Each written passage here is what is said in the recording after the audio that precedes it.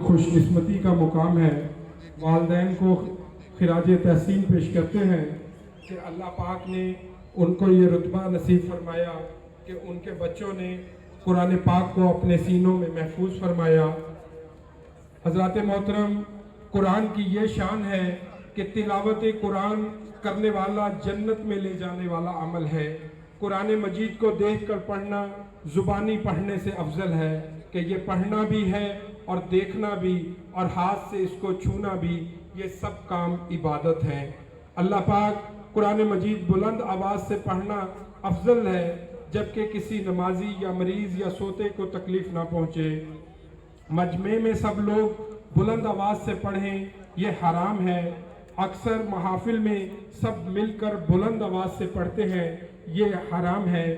اگر چند شخص پڑھنے والے ہوں تو حکم ہے کہ آہستہ آہستہ پڑھیں اور اتنا اونچی آواز سے پڑھیں کہ اپنے کان سن سکیں۔ بازاروں میں اور جہاں لوگ کام میں مشغول ہوں